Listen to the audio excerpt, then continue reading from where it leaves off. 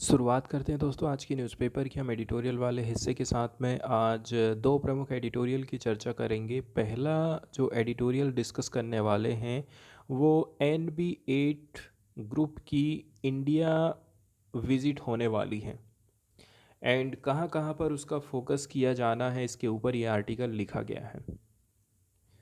हाल फिलहाल में एडिटोरियल की शुरुआत करी जाती है कि देश दुनिया में अभी कौन कौन सी घटनाएं घटित हो रही हैं, इनसे कैसे हम लोग प्रभावित हो रहे हैं, कैसे करके इनसे हम निकल सकते हैं। कुल मिलाकर के ये जो ग्रुप इंडिया यदि आता है, विज़िट करता है, तो ये जो अपने पक्ष की बात रख रहा है, कुल मिलाकर के यूक्रेन को सपोर्ट किया जा रहा है, अमेरिका को सपोर्ट किया जा रहा है, यूरोपियन कंट्रीज़ का सपोर्ट है और रसिया को कहीं ना कहीं दोषी यहाँ पर ठहराया जा रहा है। मेनली इसी के ऊपर ये आर्टिकल फोकस करता है एंड बताया जाता है कि NB8 और इंडिया की रिलेशनशिप अभी तक कैसे रहे हैं।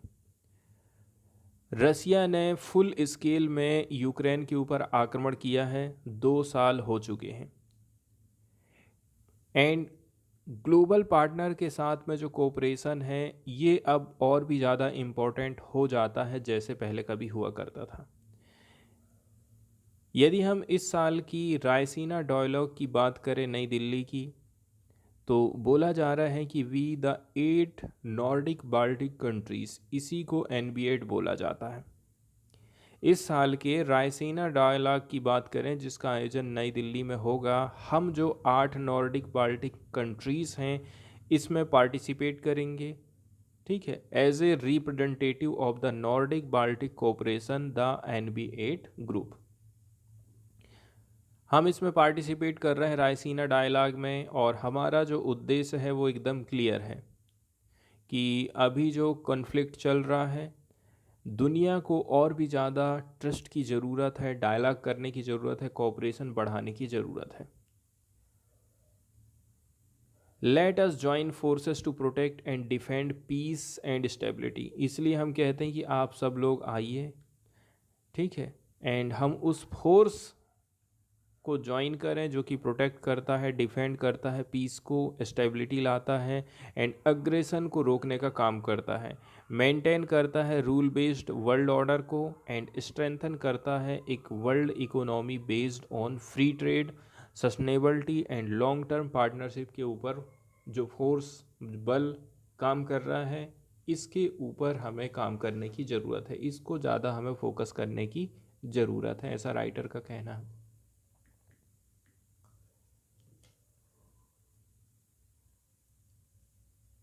राइटर कहते हैं कि देखिए, हम जो रिप्रेजेंट कर रहे हैं गवर्नमेंट ऑफ 8 कंट्रीज़ को, उसमें कौन कौन शामिल है, नॉर्थ की Denmark, Estonia, Finland, Iceland, Latvia, Lithuania, Norway and Sweden, ये सब मिलाकर के NB8 ग्रुप का निर्माण करते हैं।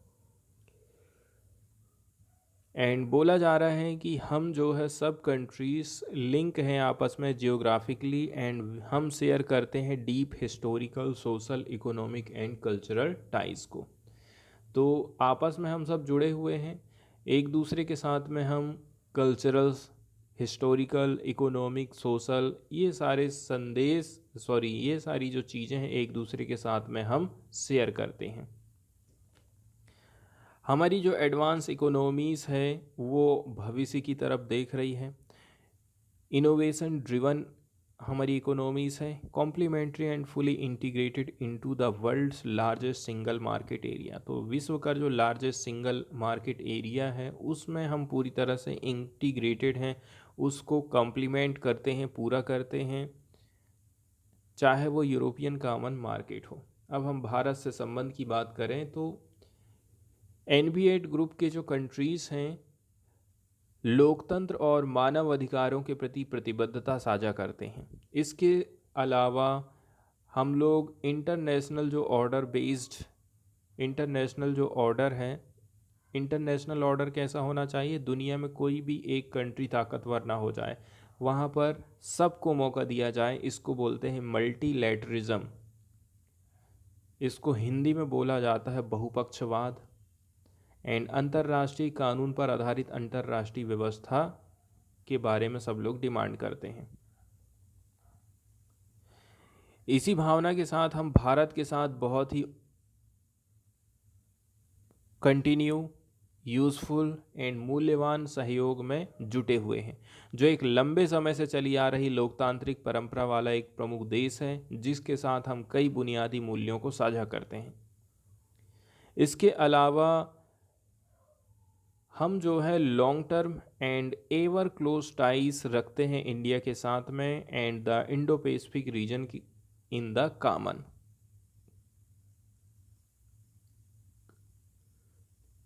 अब इंडिया के साथ में हमारे जो संबंध रहे हैं उसमें किस प्रकार से डाइवर्सिफिकेशन देखने को मिलता है, विविधता हमको देखने को मिलती है, इसके बारे में यहाँ पर बताया जाता है।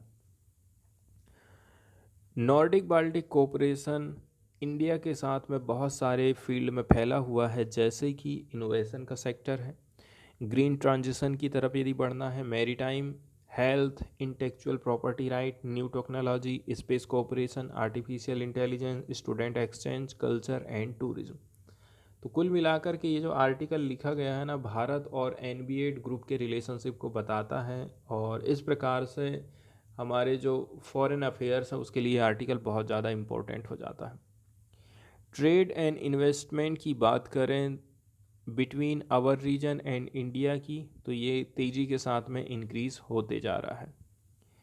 संयुक्त रूप से भारत और नॉर्डिक बाल्टिक देश साझा लक्ष्यों को प्राप्त करने के लिए एक साथ में आ रहे हैं।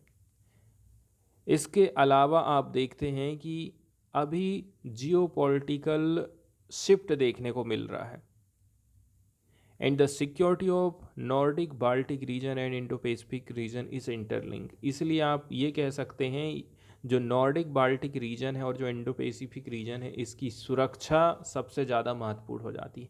जियोपॉलिटिकल चेंजेस किस प्रकार के देख रहे हैं, यूक्रेन रसिया का युद्ध चल रहा है, गाजा और इजराइल का युद्ध चल रहा है, तो ये एक प्रकार से जियोपॉलिटिक्स पैदा कर देते हैं। तो आज के समय में ये काफ़ी आवश्यक हो जाता है। जितना पहले हम कभी मिलकर के काम नहीं किए, आज के समय आ गया है कि भाई आपस में मिलकर के काम करें, इंटरनेशनल लॉ को जारी रखें एंड बिल्ड करें कैपेसिटी, ताकि टैकल कर सकें traditional and non traditional security threats को, चाहे वो इंडिया के नेबर से हो, चाहे वो हमारे खुद के हों। इसलिए हम रिकॉग्नाइज करते हैं इंडिया की इंक्रीजिंगली इम्पोर्टेंट रोल को इंटरनेशनल पॉलिटिक्स में, एंड बोला जाता है कि India has taken on important global responsibility, और इस मामले में भारत ने ग्लोबल रिस्पॉन्सिबिलिटी भी लिया है।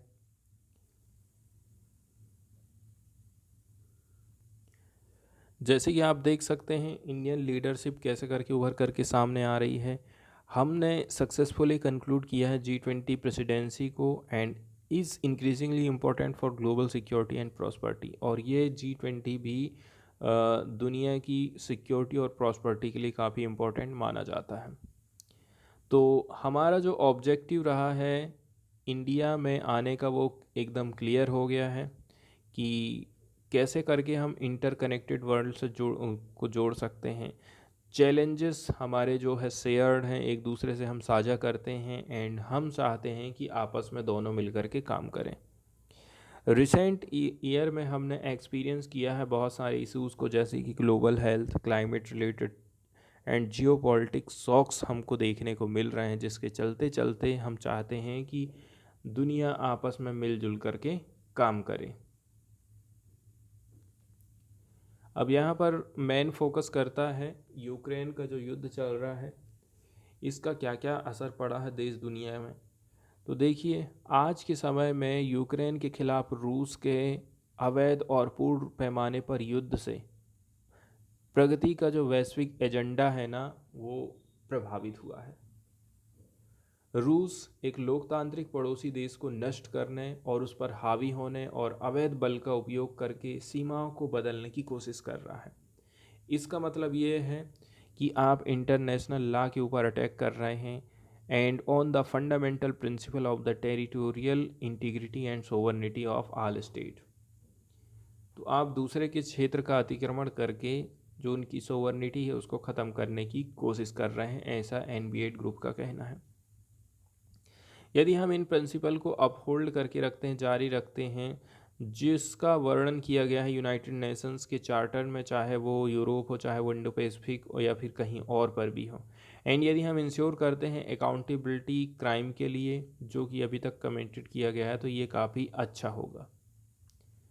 इस युद्ध के चलते चलते पूरी दुनिया भर में फूड एंड एनर्जी सिक्योरिटी प्रभावित हुई है, सप्लाई चेन प्रभावित हुआ है, मैक्रो फाइनेंशियल स्टेबिलिटी प्रभावित हुई, इन्फ्लेशन आया, ग्रोथ भी रुक गई है। वास्तव में रशियन ने ब्लॉकेड लगाया था यूक्रेनियन पोर्ट के ऊपर, specially pernicious, given the substantial global humanitarian needs. तो कुल मिलाकर के देखा जाए ना, यूक्रेनी बंदरगाहों की रूसी नाकाबंदी विशेष रूप से हानिकारक रही है।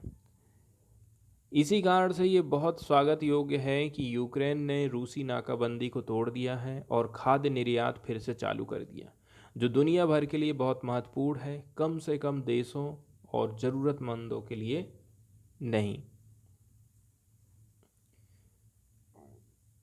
अब पीस फार्मूला की बात करें, 2 साल बाद ये स्पष्ट हो गया है कि रूस ने यूक्रेन के साथ साथ अंतर्राष्ट्रीय समुदाय के समर्थन और दृढ़ संकल्प को पूरी तरह से कम करके आंका है।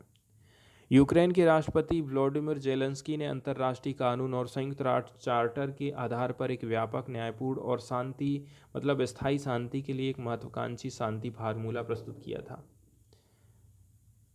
तो ये जो पीस फार्मूला रहा था, which has received broad international support, इसको इंटरनेशनल सपोर्ट मिला। इसमें इंक्लूड है इशू ऑफ ग्लोबल कंसर्न जैसे कि energy and food security, environmental consequences and justice. एनबी8 ग्रुप पूरी तरह से यूक्रेन के डिप्लोमेटिक एफर्ट्स का सपोर्ट करता है ताकि पीस स्थापित हो सके, एंड वेलकम करते हैं हम लोग increasing number of countries and international organisation को taking part in the peace formula meeting. इस मीटिंग में काफ़ी सारे देश पार्टिसिपेट कर रहे हैं, जैसे कि डेवोस, स्विट्ज़रलैंड, जहाँ पर जो पार्टिसिपेंट रहे थे वो टोटल 83 रहे थे। इसके बाद वाला जो एडिटोरियल डिस्कस करने वाले हैं, ये इंटरनेट जो बैन किया जा रहा है, साथ ही साथ सोशल मीडिया पर बोलने की जो आज़ादी पर मनमाना अंकुश लगाया जा रहा है, इसके ऊपर लिखा गया है। तो सोशल मीडिया पर पोस्ट को रोके जाने के खिलाफ अदालतों को कार्रवाई करना चाहिए। सोशल मीडिया में फेसबुक, व्हाट्सएप में आप कोई चीज़ मैसेज नहीं कर पा रहे हैं, इंटरनेट पर बैन लगा दिया गया है। ये सारे जो चीज़ है ना, हमारी बोलने की और अभिव्यक्त करने की जो आज़ादी है उसको छीनने का काम कर रही हैं। इसके लिए आपके पास में पर्याप्त रीज़न हो सकता है, तभी जाकर के आप ऐसा कर सकते हैं, ऐसा संविधान कहता है। लेकिन आज के समय में इंटरनेट बंद करना है, सोशल मीडिया पर आपको कोई चीज़ दिखाना नहीं है, देखने नहीं देना है, इस प्रकार से हमारी जो बोलने की आज़ादी है, इस पर मनमाना अंकुश लगाया जा रहा है सरकार के द्वारा। हाल फिलहाल में अभी प्रदर्शन चल रहा है किसानों के द्वारा, और किसानों की आवाज़ को जिस प्रकार से दबाया जा रहा है, राज्य सरकार हो, चाहे वो हरियाणा की सरकार है, चाहे राजस्थान की सरकार है, चाहे केंद्र सरकार है, तो ये चीज़ बिल्कुल साफ नज़र आ गई है कि सरकार आवाज़ को दबाना चाहती है। इन राज्य सरकारों ने इंटरनेट बंदी का इस्तेमाल मनमाने ढंग से और बिना पर्याप्त वजहों से किया है। उन्होंने इस तरह की जो पाबंदी है लागू करने के लिए किसी वास्तविक सबूत के बिना ही कानून व्यवस्था के ध्वस्त होने की आशंका के चलते चलते कहा है कि हम इंटरनेट बैन कर रहे हैं। तो ये जो मामला है अनुराधा भासीन बनाम भारत संघ में जो केसेस की सुनवाई हुई थी उससे रिलेटेड ही है ये। दूसरी तरफ केंद्र सरकार ने विरोध प्रदर्शनों का नेतृत्व करने वालों या फिर महज समर्थन करने वालों के खाते ब्लॉक करने के लिए एक्स जैसी सोशल मीडिया कंपनियों को नोटिस जारी करने के अपने बारंबार प्रयुक्त हथियार का इस्तेमाल किया है। इसके लिए उसने इन खाता धारकों को कारण भी नहीं बताए हैं। पहले जब एक्स को ट्विटर के नाम से जाना जाता था तो वो ब्लॉक करने के सभी अनुरोधों को तब तक स्वीकार नहीं करता था जब तक कि वे उसके अपने नियमों का उल्लंघन नहीं करते थे। या फिर आपने कोई कारण दर्ज किया है, यदि कारण पर्याप्त है तो फिर आपका अकाउंट ब्लॉक कर दिया जाता था। तो यहाँ पर जो एक्स की हम बात कर रहे हैं, ट्विटर की ही बात कर रहे हैं, तो ट्विटर ने 2020-21 में किसान आंदोलन के पहले चरण के दौरान जो मंत्रालय, इलेक्ट्रॉनिक मंत्रालय द्वारा जारी की गई कई सारी जो ब्लॉकिंग आदेशों को चुनौती देने के लिए कर्नाटक हाई कोर्ट गया था कि सरकार हमें कह रही है इसका अकाउंट ब्लॉक कर दो, ये पोस्ट को ब्लॉक कर दो, वो पोस्ट को ब्लॉक कर दो, इसके लिए हम हाई कोर्ट चले गए, ऐसा ट्विटर ने बोला। हाई कोर्ट ने एकल पीठ द्वारा दिए गए समस्याग्रस्त फैसले में ट्विटर की याचिका खारिज कर दी, लेकिन बाद में कंपनी की अपील स्वीकार कर लिया और उस पर सुनवाई चल रही है। अब ये तो काफ़ी दुर्भाग्यतापूर्ण वाली बात हो गई है कि जब से एलोन मस्क ने ट्विटर को खरीदा है तो अपनी उस पारदर्शिता रिपोर्ट को प्रकाशित नहीं कर रहा है जो ब्लॉक करने, सामग्री या खाता हटाने के लिए भारतीय सरकारी एजेंसियों द्वारा किए गए कानूनी अनुरोधों की जानकारी देती है। ट्विटर ने यह एक्सेप्ट कर लिया है कि उसने सरकार द्वारा चिन्हित खातों, अकाउंट और पोस्ट को रोकने का फैसला लिया है, भले ही वह इन कार्रवाइयों से असहमत है। हमें ठीक नहीं लग रहा, फिर भी हमें कार्रवाई करना पड़ जा रहा है, ऐसा ट्विटर का कहना है। कुल मिलाकर के जो ट्विटर के यूज़र हैं उनकी आप कोई हेल्प नहीं कर रहे हैं, आपने अपने हाथ खड़े कर लिए हैं।